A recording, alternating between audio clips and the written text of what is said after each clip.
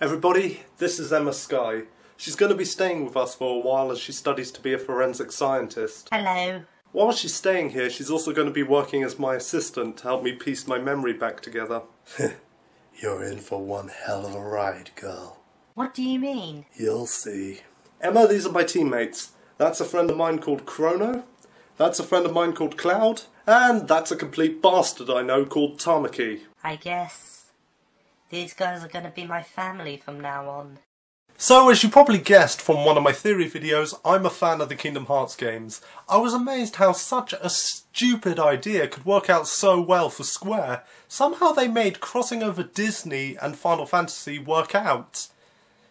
At least they did in the beginning. Over the past couple of years, the series' plot has become an incredibly convoluted mess. The fans try their hardest to piece it all together, but I don't think even Square know what's going on in the plot anymore. They've brought out so many spin-offs, side stories, and even a prequel, which just overcomplicate a story which was once easy enough to follow.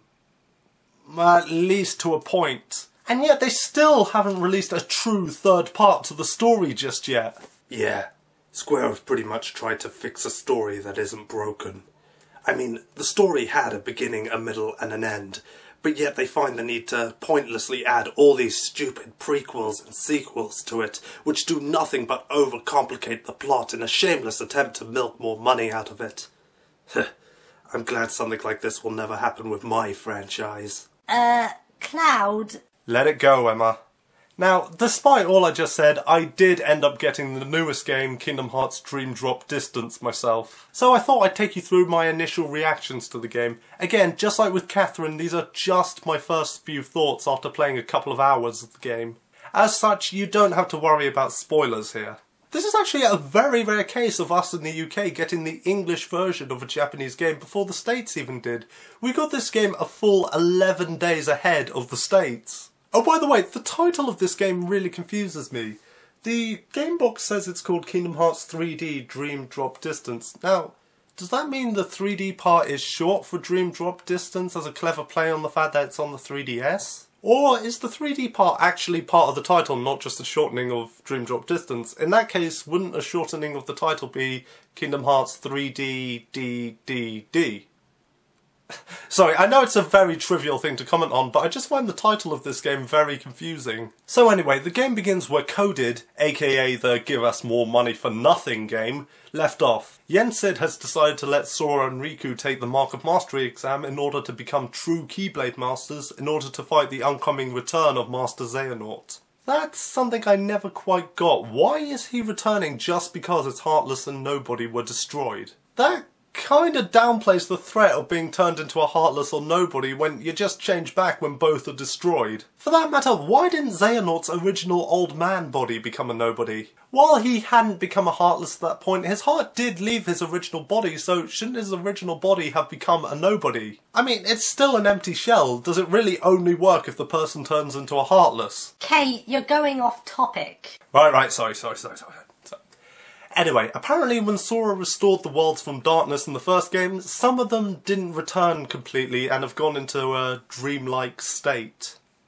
Yensid says he's going to send Sora and Riku to awaken their sleeping keyholes, and if they can do this, they'll be approved for the Mark of Mastery. I personally really don't see why they need to do that. I mean, they've done a pretty good job of fighting Xehanort already as it is. Heck, even Sora points this out at the beginning of the game. But apparently Yensid in his infinite wisdom thinks them saving the worlds from Xehanort twice isn't enough and they need to go through these trials. Anyway, once they awaken these sleeping keyholes, they'll apparently be able to save the hearts that are connected to Soras that are currently suffering, whom they're going to need in order to confront Xehanort. That's Axel, Roxas, Xion, Terra, Ventus and Aqua. That doesn't really make any sense either. The official given reason for Ventus and Roxas looking identical is that when Sora became a Heartless, the part of Ventus that dwells within him drifted into Sora's Nobody and became Roxas. So technically Roxas wasn't really a proper Nobody because he still kind of had a heart. But if that's the case, wouldn't that mean that Roxas and Ven are technically the same person? Then why the heck would you need to save both of them if they're technically one and the same? For that matter, Roxas and Naminé were completely at peace with everything at the end of Kingdom Hearts 2, so what exactly is making him suffer? And for that matter, how exactly is Shion a suffering heart? She was composed of Sora's memories of Kairi. Any resemblance of a heart that she had was completely artificial. On top of that, she was completely wiped from existence and therefore people's memories. A cheap cop-out excuse, might I add. So how does anybody know that she's suffering when nobody can remember her? Would you please just shut up with your stupid ramblings about the confusing plot? We all know it's confusing, okay? Just get back on topic, you moron! Alright, sorry. I'm really sorry. So anyway, Sora and Riku are sent to these worlds' dreamlike states in order to awaken their sleeping keyholes. But because these worlds they're going into are in a dreamlike state, that means the two of them have to go into some kind of dream form, which for some reason results in them reverting back to younger versions of themselves. Yeah, I don't really get it either. So anyway, after a tutorial they both wake up in Traverse Town separated from each other. Wait a minute. Traverse Town never fell to darkness in the first game. In fact, Sora sealing up its keyhole should have made sure of that. You've just contradicted your own continuity. Oh, get the heck over it and stay on topic. Right. Anyway, while in this dream Traverse Town, they meet the cast of characters from another Square Enix game, The World Ends With You. A game I'm ashamed to say I have actually never played. Yeah, I know, I suck. But this does mark the first case of a non-Final Fantasy or Disney character appearing in a Kingdom Hearts game. Sadly, because I've never played The World Ends With You, I don't get a lot of the references they make to their own game. Anyway, one of these characters, Joshua, reveals that somehow the sleeping worlds have been split into two separate dream forms of the world, which are composed of the thoughts and dreams of the people who dwell in them, who are trying to prove their own existence by being viewed. Yeah, I don't get any of this either. I've only just started playing the game, and yet I'm more confused with this franchise than I ever have been in the past. The plot doesn't exactly get off to a great start, and really just leaves you scratching your head going, yeah, could you maybe explain that to me again, except, you know, normally?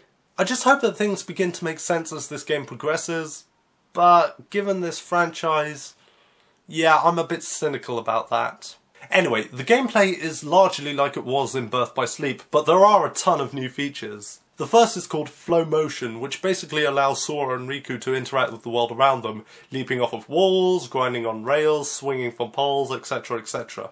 When doing these flow motion actions, you can either press Y to get a boost to speed, B to jump higher, or A to unleash some kind of super attack. I actually really like this new feature. It makes the worlds feel a lot more interactive, and it gives them each a bit more of a unique feel, rather than each screen being, okay, this is where I'm going to fight the baddies next. You can also perform some of these flow motion actions on some of the larger enemies. The second is reality shifting, which basically allows you to mess around with the world you're in a bit.